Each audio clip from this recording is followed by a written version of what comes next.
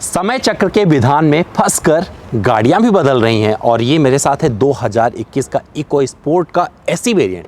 क्या बदला है देख लेते हैं, जिसकी वजह से मैं रिव्यू लेके आ रहा हूं और फिर शुरू करेंगे, चर्चा करेंगे इस गाड़ी के बारे में और आपको बताऊंगा कि समय चक्र ने इस गाड़ी को क्या दे दिया है। तो आप देख सकते हैं, अगर आपने इको स्पोर्ट देखी होगी तो एक बड़ा सा टायर लगा था यहाँ पर और इस वेरिएंट में वो मिलेगा, डिसकंटिन्यू नहीं हुआ है लेकिन इसमें से हटा दिया गया है। तो अब क्या बताने वाला हूँ कि अगर आप इस एसी को खरीदते हैं, जो इसका फोर्ड इको स्पोर्ट का ये वाला वेरिएंट है जिसमें ये टायर नहीं मिलेगा, तो आपको क्या क्या चीज़ें मिलने वाली हैं, क्या इसमें कुछ बदलाव किए गए हैं या नहीं, ये सब कुछ जानेंगे इस वीडियो में। पहली बार चैनल पर आए हैं सब्सक्राइब कर लें और अपने दोस्तों से भी इस वीडियो को ज़रूर साझा करें, क्योंकि यहाँ पर बातें थोड़ी होती हैं अनोखी और हम कोशिश करते हैं आपके सवालों के सारे जवाब देने का।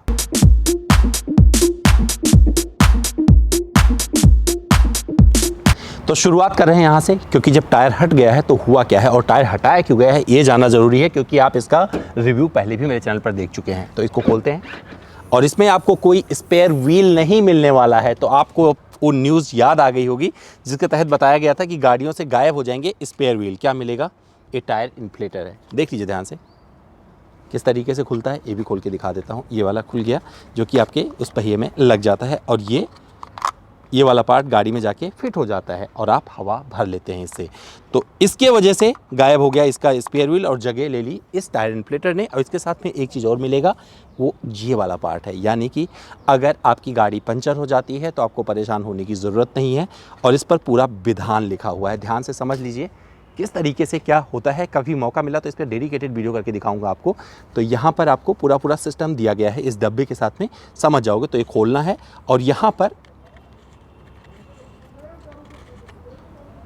ये वाला आपका डब्बा कैसे सेट होगा वो दिखा देता हूँ। ये खोलना पड़ेगा और यहाँ पर ये टाइट हो जाएगा और इसे जब आप लगाएंगे तो ये फिक्स कर देगा। इसका वीडियो इंतज़ार करिएगा, क्योंकि मैं चाहता हूँ जब कोई गाड़ी पंचर हो तो उसके साथ में वीडियो करेंगे जिससे आप अच्छे से समझ पाए।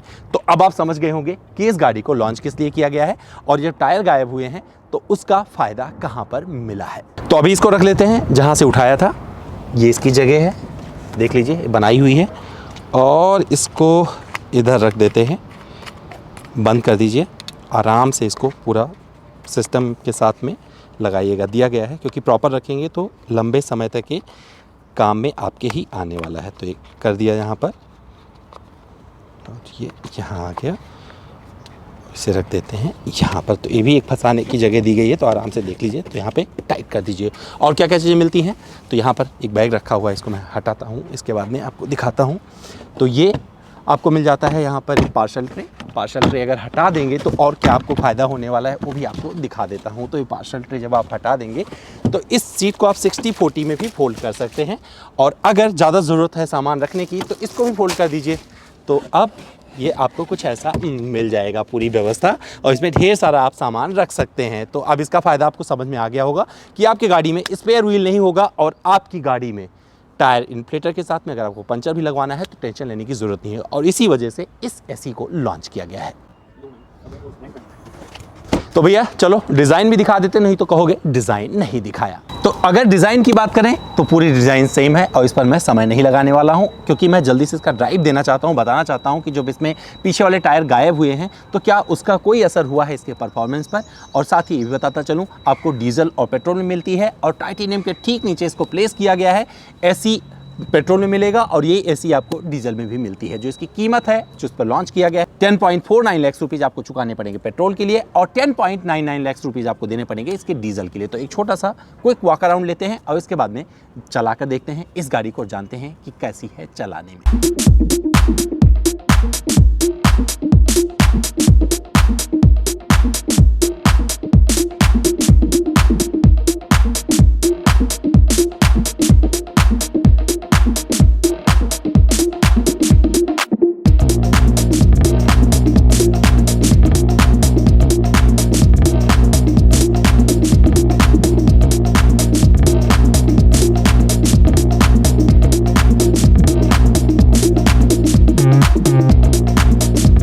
इसके रियर सीट पर बैठकर बताने की ज़रूरत इसलिए महसूस नहीं की क्योंकि इसमें कोई बदलाव नहीं किया गया। आपको ये इस अंदाज में सीटें मिलेगी और ये थोड़ा सा अलग है। आपको ये फैब्रिक नहीं मिलता था फोर्ड में इस इको स्पोर्ट में, लेकिन अब इसमें ये दिया गया है, आपको पसंद आ सकती है। और ये सनरूफ के साथ भी आती है, तो एक सनरूफ भी दिया गया है, देख लीजिए, वन टच है, तो आप यहाँ से करेंगे एक्सेस हो जाएगा। तो ये सनरूफ वाला मामला हो गया। और इसे बंद कर देते हैं सनरूफ को। और एक चीज़ और दिखाते हैं यहाँ पर आपको, क्योंकि इसी को में मुझे अच्छा लगा है, यहाँ पर दिया गया है, आप चश्मा वगैरह रखना चाहें रख सकते हैं। और जब आप यहाँ नीचे आएंगे तो ये देख लीजिए, एक बढ़िया सा इंफोटेनमेंट सिस्टम मिलता है, जिसमें आपको फोर्ड पास मिल जाता है, ये 3 सिंक के साथ आता है, और एंड्रॉयड ऑटो और एप्पल कारप्ले भी इसमें दिया गया है। आप अपने मोबाइल से एक्सेस कर सकते हैं ऐप के जरिए, घर बैठे लॉक अनलॉक करने के साथ में बहुत सारी इन्फॉर्मेशन ले सकते हैं इसके जरिए। तो बहुत कुछ इस पर मिल जाएगा, आप मेहनत करिएगा, जब इसे खरीदेंगे तो देख लीजिएगा। और इसमें कुछ और ऐसी चीज़ें नहीं मिलने वाली हैं जो आपको लगे कि ख़राब है या कुछ आपको तकलीफ हो रही है। इसमें क्रूज़ कंट्रोल मिलता है या नहीं, ये भी देख लेते हैं। तो इसमें आप क्रूज़ कंट्रोल यहाँ पर मिल रहा है, देखिए इस साइड में, तो यहाँ से आपको एक पूरा भरा हुआ मिलेगा, जिसमें ऑडियो माउंटेड कंट्रोल वगैरह भी दिया गया है। यहीं से आप पूरा MID एक्सेस कर सकते हैं, देख सकते हैं, ट्रिप 1 ट्रिप 2 सारा कुछ इस पर आपको देखने को मिल जाएगा। और जो इसका डिस्प्ले दिया गया है, इसमें जो इंस्ट्रूमेंट क्लस्टर दिया गया है, इसमें MID का ये पार्ट अगर छोड़ दिया तो पूरा का पूरा वही है जिस तरीके से आप उन्हें देखते आए हैं इस इको स्पोर्ट को। तो इसमें आपको कोई बदलाव नहीं मिलने वाला है, लेकिन ये बहुत अच्छे अंदाज में दिया गया है। स्टीयरिंग व्हील को आप ऊपर नीचे कर सकते हैं, मतलब टिल्ट की व्यवस्था दी गई, लेकिन इसमें टेलीस्कोपिक भी मिलता है, ये आपको अच्छा लगने वाला है। तो इसे लगा देते हैं, क्योंकि कुछ कुछ चीज़ें अच्छी मिल गई हैं। और इस सीट को आप अपने हिसाब से ऊपर नीचे एडजस्ट कर सकते हैं, जबकि इस सीट पर ये व्यवस्था नहीं दी गई, यानी कि पैसेंजर सीट पर आपको ये व्यवस्था नहीं मिलती है। रियर सीट पर आपको आर्मरेस्ट मिल जाता है, ये चीज़ आपको अच्छी लगेगी। और 60-40 रेशियो में वो फोल्ड हो जाती है सीट, पहले दिखा चुका हूँ। तो ये सारी चीज़ें थी जो इसमें आपको मिली हैं। और कुछ ऐसा नहीं है जहाँ पे बताऊँ कि ये इको स्पोर्ट नई हो गई है एकदम, लेकिन इसमें से टायर गायब हुआ है। तो कुछ चीज़ें इसमें दी गई हैं जो आपको और अपील करें। तो अपील कौन कौन सी चीज़ करेगी? सनरूफ करेगा, और जो इसका एक्सेस है, जिस तरीके से एंड्रॉयड ऑटो, एप्पल कारप्ले और फोर्ड पास दिया गया है, वो आपको बहुत ज़्यादा पसंद आने वाला है। तो अब क्या करते हैं, अब ख़त्म करते हैं अपना संवाद और संवाद स्थापित करते हैं इसके परफॉर्मेंस से, लेके चलते हैं और इसे चला कर देखते हैं कि चलती कैसे है।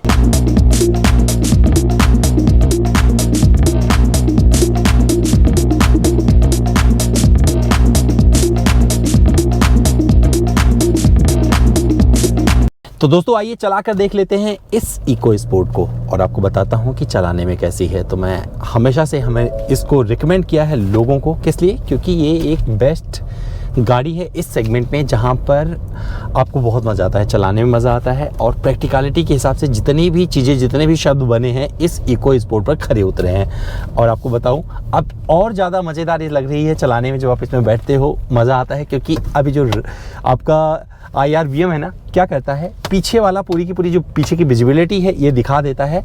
तो वहाँ पर आपको ये बहुत सपोर्ट करने वाला है। क्यों? क्योंकि आपको पीछे की पूरी जो दृश्यता बाधित होती थी उस टायर की वजह से, जो पीछे आपका स्पेयर व्हील के रूप में लगा रहता था, अब वो बाधित नहीं है इस गाड़ी में। हालांकि कंपनी ने डिसकंटिन्यू नहीं किया है अपने उस टायर वाले वेरिएंट को, क्योंकि बहुत सारे लोग ऐसे हैं जिनको वही पसंद है। तो जिनको जो पसंद है आप खरीदिए ना, हमने विकल्प दे दिया, मतलब कंपनी बोलती है हमने विकल्प दे दिया है, जो आपको अच्छा लगे वो आप ले लीजिए। और विकल्प बहुत ज़रूरी है और बहुत सही होते हैं, क्योंकि विकल्प के आधार पर आप एक चीज़ सुनिश्चित कर देते हैं कि भैया आपकी जो पसंद है उसे चूज करिए। तो ये वाला एसी वेरिएंट आपको जो सनरूफ के साथ मिल रहा है आपको पसंद आने वाला है। टायर निकलने का एक फ़ायदा मुझे दिख रहा है, क्योंकि कहीं से अगर आप परफॉर्मेंस समझते हैं तो आपको समझ में आने वाला है कि मैं किस बात का जिक्र कर रहा हूं। तो 1.5 लीटर का पेट्रोल इंजन इसमें दिया गया है, जो कि इस सेगमेंट का सबसे बेस्ट पावर आउटपुट 122 PS का देता है, और इससे निकलता है 149 Nm का टॉर्क। और आपको ये सब कुछ परफेक्ट लगेगा, क्योंकि 3 सिलेंडर इंजन जो पेट्रोल वाला है इसका, ये बहुत ही रिफाइंड है। और इसके केबिन में एक भी आवाज़ आपको बाहर की सुनाई नहीं देती है। जब आप इसे चलाना शुरू करोगे और फर्स्ट गियर में होगे, फर्स्ट गियर से आप जैसे ही फटाक से, मतलब मन करता है कि तुरंत शिफ्ट करो। और सेकंड गियर भी आपको ज़्यादा वक्त नहीं रह पाते हो, क्योंकि सेकंड गियर में भी आपको 40-45 के आसपास में शिफ्ट करना ही पड़ता है। और 40 भी ज़्यादा बोल दिया है, कई बार ये 30-35 के आसपास में आपको बोलता है कि भैया आप शिफ्ट करिए, बहुत हो गया। तो आप 55 के आसपास में आराम से, मतलब जो प्रिसाइज शिफ्टिंग होता है, जब आप बहुत ज़्यादा धैर्य के साथ में आराम से चला रहे होते हैं, तो ये सब कुछ वैसा कर देती है। तो जैसे ही इसका 60 के ऊपर काटा जाता है स्पीड वाला, तो वहाँ पर क्या होता है, ये डिमांड कर देती है भैया शिफ्ट कर दीजिए 5th में। और जब आप ये सारी शिफ्टिंग करते हो इसके डिमांड के हिसाब से, तो वहाँ पर आपको बेहतरीन माइलेज भी मिलता है। तो जो इसका पिद्दी भर का MID दिया गया है उस पर आपको बहुत सारी इन्फॉर्मेशन मिलती रहती है। जैसे कि अभी मैं 77 किलोमीटर और इस गाड़ी को चला सकता हूँ, जितना फ्यूल इसमें अवेलेबल है, तो इस पर जानकारी मुझे मिलनी शुरू हो गई है और ये सब कुछ देखता चला जा रहा है। और भी मुझे अगर एक्सेस करना है, इसकी जानकारी लेनी है, तो मैं इस पर देख सकता हूँ और बहुत कुछ मतलब सारा का सारा इस पर आपको देखने को मिल जाएगा। और चाहते हैं डिजिटली दिखता रहे आपकी गाड़ी किस स्पीड पे चल रही है, तो भी यहाँ पर आप इसे सेलेक्ट करेंगे तो वो आपको सामने दिख जाएगा। क्रूज़ कंट्रोल भी दिया गया है, तो आप क्रूज़ कंट्रोल का भी यूज़ कर सकते हैं। अगर आपके सामने खाली सड़क पड़ी है और चाहते हैं कि भैया बढ़िया माइलेज मिले, तो वहाँ पर ये सब कुछ मिलेगा। और ये टेस्टिंग व्हीकल है, अब तक काफ़ी कुछ इसे टेस्ट किया जा चुका है। तो जो भी मुझे माइलेज दिखा रही है 9.2 किलोमीटर प्रति लीटर का दिखा रही है, लेकिन मुझे पता है ये गाड़ी बहुत अच्छा माइलेज देती है अपने पेट्रोल इंजन के साथ में भी। तो जब इसे कभी लॉन्ग टर्म में चलाएंगे तो वहाँ भी आपको जिक्र करके बताएंगे कि भैया चलाने में कैसी है, क्योंकि बनता है इस गाड़ी के साथ में एक लॉन्ग टर्म ड्राइव, और वो बहुत जल्दी आपके लिए लेके आएंगे। जब इसे हम थोड़ा सा लंबा चला लेंगे तो वहाँ पर बहुत सारी चीज़ों का जिक्र करेंगे और सारी की सारी चीज़ें, मतलब इसमें अपनापन, जो इको स्पोर्ट वाला अपनापन है आपने महसूस किया है इस गाड़ी के साथ में, वो सब कुछ आपको इसमें देखने को मिलेगा। और फिफ्थ पर जब आप चलाएंगे तो इसका जो सबसे बढ़िया स्पीड होगा, जिस पे आप मतलब लगेगा इन्हें गाड़ी चल रही है, वो है 90 से 100 किलोमीटर प्रति घंटे की रफ्तार वाली स्पीड। अगर आप उस पर चलाएंगे तो वहाँ पर आपको इसका रिफाइनमेंट कहीं से जाता हुआ नहीं मिलेगा। केबिन में आवाज़ बाहर की नहीं आती है, मैं बड़े आराम से कह सकता हूँ। क्योंकि मैं इसे चला के देख रहा हूँ, पहले भी चलाया हुआ था, तो इस गाड़ी के आधार पर नहीं, मैं पुरानी गाड़ी के आधार पर भी अपनी इस बात को रख सकता हूँ। लेकिन जो टायर गायब हुआ है उसका असर क्या दिख रहा है कि ऐसे लग रहा है कि गाड़ी को थोड़ा सा एक वजन ऐसा गायब हो गया है जिससे थोड़ा सा दे रही है, मतलब। लेकिन उसको फील करने के लिए आपको उस लेवल पे इस गाड़ी को चलाना पड़ेगा और समझना पड़ेगा। अगर आपने वो इको स्पोर्ट चलाई है जिसमें पीछे टायर लगा हुआ है, टाइटेनियम वगैरह देखा है आपने, तो मुझे लगता है आपको मेरी वो बात समझ में आएगी जो मैं यहाँ पर बताने की कोशिश कर रहा हूँ। तो इसके परफॉर्मेंस में उसका असर आपको साफ साफ दिख जाएगा। ओवरटेकिंग की भी बात करनी ज़रूरी है। अब जब मैं इसे चला रहा हूँ तो ओवरटेकिंग का जिक्र भी यहाँ पर कर लेते हैं। जब आप ओवरटेक कर रहे होगे तो एक कॉन्फिडेंस आपके अंदर भर जाता है, जहाँ पर आप जाओगे और अपने आप ये हाथ यहाँ पर पहुँचता रहता है कि कहाँ शिफ्ट करना है, कहाँ नहीं शिफ्ट करना है, क्योंकि ये डिमांड अपने आप इंजन से आ जाता है और उससे आप थोड़ी देर बाद कम्युनिकेट करने लगते हैं। जैसे ही थोड़ा सा इसे चलाते हैं आपको पता चल जाता है। और ये बहुत ही रिफाइंड लग रही है। आप अगर अच्छी सड़क पर हैं तो एकदम आवाज़ आपको केबिन में नहीं सुनाई देने वाली। 100 तक पर मैंने इसे टेस्ट किया है तो बता सकता हूं कि केबिन में नगण्य आवाज़ है। तो आप मेरी बात से सरप्राइज मत होना, जब स्पीड ब्रेकर आ रहे हैं और मैं हल्की सी रफ्तार इसकी कम कर रहा हूं तो वहां पर भी इसका रिफाइनमेंट पता चल रहा है, क्योंकि जो सस्पेंशन सेटअप है वो बखूबी इस गाड़ी के साथ में बिठाया गया है और वो इसके साथ अपनी लयबद्धता के साथ काम कर रहे हैं। तो मुझे ये बात भी अच्छी लगी स्पोर्ट इको स्पोर्ट में, और ये काम अच्छे से तो कर ही रहा है। साथ में अगर कोई पीछे बैठा भी होगा 2 बंदे तो उनको पता भी नहीं चलेगा कोई स्पीड ब्रेकर ये गाड़ी पार कर गई है। तो बहुत मतलब बोलते हैं ना आरामदायक राइड देती है ये गाड़ी जब इसमें कोई पीछे भी सीट पर बैठा होगा। इसकी बस एक ही कमी थी कि पीछे सीट पर जगह बहुत ज़्यादा नहीं मिलती है और एसी वेंट इसमें नहीं दिए गए थे। तो अभी भी इसमें एसी वेंट नहीं दिया गया है, तो अभी उसके लिए मत इंतज़ार करिए। मुझे लगता है एक आध जब अपडेट आएगा, क्योंकि इको स्पोर्ट का अपडेट बड़े वाला जिसमें बोलते हैं ना कि all new Ford EcoSport आ जाए, वो अब पेंडिंग है। और ये बात मुझे लगता है कंपनी भी महसूस कर रही होगी। जब वो आएगा तो मुझे लगता है बहुत सारी आपकी जो फीडबैक हैं कंपनी को मिल चुके होंगे और वो सारी कमियां इसमें दूर हो जाएंगी जो आपने डिमांड के आधार पे की थी। लेकिन आपको एक चीज़ और साथ में बताता चलूँ, जो इसका एसी है तो एसी आपको महसूस नहीं होने देता पीछे सीट पर भी बैठकर कि भैया गर्मी है, तो आप तक हवा ठंडी नहीं पहुंच रही है, तो आपको ठंडी हवा पीछे भी मिल जाती है। और यहाँ पर एक जिक्र और बनता है, क्योंकि मैंने इसे बम्पर टू बम्पर ट्रैफिक में भी चला लिया है, तो बता सकता हूँ कि भैया आप जब इसको चला रहे होंगे, इसका मैनुअल ट्रांसमिशन आप यूज़ कर रहे होंगे, तो वहाँ पर भी आपको बार बार शिफ्टिंग की ज़रूरत नहीं पड़ेगी। मैंने माइलेज का जिक्र कर लिया, बम्पर टू बम्पर ट्रैफिक का जिक्र कर लिया। अब हाईवे पर थोड़ा सा मैं आपको बताता चलूँ। हाईवे पर आपका मन करेगा कि आप और ज़्यादा मतलब 100 से ऊपर जाएँ, लेकिन जो लिमिट बनाई है, जो नियम बनाए गए हैं, उसको तोड़ने का मन तो करवाती है कार, लेकिन नहीं तोड़ेंगे तो ज़्यादा अच्छा रहेगा। लेकिन अगर 90 से 100 के बीच में आपने चलाई गाड़ी और लंबे समय तक चलाई बिना शिफ्ट किए हुए, तो मुझे पता है कि क्रूज़ कंट्रोल के सहारे आपको ये 17-18 का भी माइलेज आराम से देगी, और हो सकता है कुछ ऐसे भी लोग मिले जिनको इससे ज़्यादा भी माइलेज मिले। तो माइलेज हमेशा इस पर डिपेंड करता है कि आप ड्राइव कैसे करते हैं। जैसे आप ड्राइव करते हैं वैसे आपको माइलेज मिलेगा, ये तय है। और साथ में कुछ और चीज़ें हैं जो मैं जिक्र करना यहाँ पर ज़रूरी समझता हूँ। तो जो इसका पूरा का पूरा एक्सेस है, यहाँ बैठे बैठे आप पूरी गाड़ी को कंट्रोल पे रख सकते हैं। एक तो यहाँ पर आपको स्टीयरिंग व्हील पे ही बहुत कुछ दे दिया गया है, तो यहीं से आप कंट्रोल कर लीजिए। और अगर चाहते हैं टच पे कुछ आपको खेलना है तो यहाँ बैठे बैठे आप बिना डिस्टर्ब हुए छूते रहेंगे, एक्सेस कर सकते हैं बहुत सारी चीज़ें यहीं से बैठे बैठे। और AC का भी, क्योंकि इसमें ऑटोमेटिक AC मिलता है आपको, ऑटोमेटिक क्लाइमेट कंट्रोल के साथ में आता है, तो वो सब कुछ आपको मिल जाएगा। और साथ ही यहीं पर आपको TCS ऑफ की भी सुविधा इस गाड़ी में मिलती है, तो आप उसे कर सकते हैं। और यूटिलिटी स्पेसेस के मामले में छोटे छोटे इसमें आपको जगह मिल जाती हैं जहाँ पर आप पूरे सामान जमा सकते हैं, तो ये कहीं से भी डिसअपॉइंट आपको नहीं करने वाली है। इस मामले में कुछ कमियों को छोड़ दिया जाए तो इस Ford EcoSport में कुछ ऐसा नहीं है जहाँ से आपको शिकायत करने का कुछ मौका मिले। और अभी जब इस पर किसी और की नज़र पड़ती है तो ज़रूर जानने की कोशिश करता है। जैसे किसी ने सामने देखा तो पीछे ज़रूर जाके देखेगा, जैसे उसकी नज़र पड़ी ध्यान से देखेगा, भैया ये टायर कहीं गिरा दिया इस बंदे ने क्या।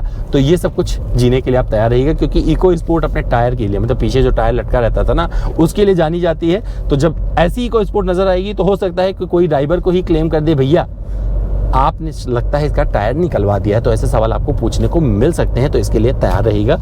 लेकिन एक मज़ेदार गाड़ी है, और जिसका फ़न आपको तब पता चलेगा जब आप इसका टेस्ट ड्राइव लेंगे। और मैं तो कहूँगा आपसे कि अगर आप कुछ खरीदने की सोच रहे हैं तो Ford EcoSport को अवॉइड करने से पहले इसको ज़रूर चला लीजिएगा। और मुझे पता है कि मैं अपनी बात पर अभी भी रिजिट क्यों हूँ, क्योंकि ये इस सेगमेंट की सबसे बेस्ट गाड़ी लगती है चलाने के मामले में। अगर आप ड्राइविंग को जानते हैं, ड्राइविंग को समझते हैं, तो आप मेरी बात भी समझेंगे। साथ ही एक चीज़ और जिक्र करता चलूँ यहाँ पर कि अगर आप ब्रेकिंग की बात करें तो यहाँ पर ब्रेकिंग बाइट्स बहुत अच्छे मिलते हैं। तो अगर आप 100 से 0 करेंगे तो आपको समझ में आ जाएगा कि मैं क्या बोलने की कोशिश कर रहा हूँ। ORBM पर पूरी की पूरी विजिबिलिटी पीछे की मिल जाती है। और ये पिलर, कई बार लगता था कि भैया ये बाधा उत्पन्न करता है, बहुत ज़्यादा मोटा है ये पिलर, लेकिन ऐसा कुछ नहीं है। ये जब आप देखोगे, चला रहे होगे, तो पूरी की पूरी सड़क आपकी नज़रों में रहेगी, और ये चीज़ आपकी किसी भी विजिबिलिटी को बाधित नहीं करता है। तो ये था मेरा ड्राइव इम्प्रेशन इस गाड़ी के साथ में। और मैंने सोचा कि इसका वॉक अराउंड करने के बजाय अब आपको चला के ही बताएंगे कि भैया चलाने में कैसी है। एक चीज़ चलते चलते और बता दूं जो मुझे अच्छा लगा, इसमें टिल्ट और टेलीस्कोपिक मिलता है स्टीयरिंग व्हील पर। तो जितना ऊंचा आदमी होगा ना इसे चलाएगा, वो भी अपने हिसाब से एडजस्ट कर सकता है। और अगर किसी की हाइट कम है तो अपने हिसाब से वो एडजस्ट कर सकता है। तो ये सारी चीज़ें इसमें दे दी गई हैं, और ये ऐसी चीज़ें हैं जो आपको पसंद आने वाली हैं इस Ford EcoSport के SE वेरिएंट में।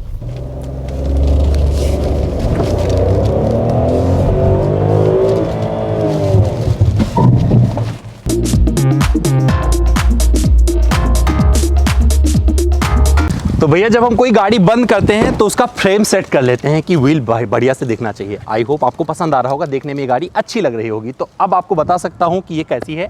जिस तरीके से मैंने इसे चलाया तो एक्सपीरियंस किया, तो मुझे अच्छा ये लगा कि भैया ये जो पीछे वाला टायर गायब किया है ना, तो अब एक कार जैसी हो गई है, तो थोड़ा सा ऑड सी नहीं लगती है, आपको अपील करती है। लेकिन ये जो एक्सेस हो रहा है पीछे टायर खुलने वाला जो अंदाज़ है, अगर उसको ऊपर कर दिया गया होता तो और ज़्यादा प्रैक्टिकल हो सकती थी ये Ford EcoSport। लेकिन आपको बता दूं, चलाओगे तो बहुत मज़ा आएगा, क्योंकि मैंने हमेशा लोगों को सजेस्ट किया है भैया इस सेगमेंट में कुछ खरीदना है, अगर आप इस सेगमेंट में कुछ तलाश रहे हैं जहाँ पर SUV जैसी एक कार आपके पास हो, तो ये EcoSport अभी भी इस सेगमेंट की सबसे बढ़िया गाड़ी है। क्योंकि जिसका डीजल है वो अलग लेवल पे है, और पहले भी उसके बारे में बात की जा चुकी है। लेकिन अभी जो चला रहा था ये पेट्रोल है, और पेट्रोल में इसका कोई जवाब नहीं, क्योंकि इस सेगमेंट में सबसे ज़्यादा पावर आउटपुट आपको निकाल के देती है 122 PS का, और ये गाड़ी आपको अपनी तरफ आकर्षित करती है। दोस्तों, ये EcoSport बिना टायर के बॉनी नहीं हुई है, बल्कि इसने एक ऐसे सिस्टम को फॉलो किया है जहां पर आप अपनी गाड़ी के पंचर को खुद लगा सकते हो। मुझे पसंद आया, उम्मीद करता हूं आपको हमारा ये फर्स्ट ड्राइव इंप्रेशन इस गाड़ी के साथ में अच्छा लगा होगा। फिर भी अगर मुझसे कुछ रह गया है तो कोई बात नहीं, मैं हमेशा आपका स्वागत करता हूं अपने इंस्टाग्राम पर। मेरा इंस्टा हैंडल है amit.dwivedi। सवाल करिए, सारे जवाब ले जाइए। कुछ छूट गया है तो दिक्कत मत मानिए, आप सवाल करते रहिएगा, जवाब देने की कोशिश पूरी रहेगी।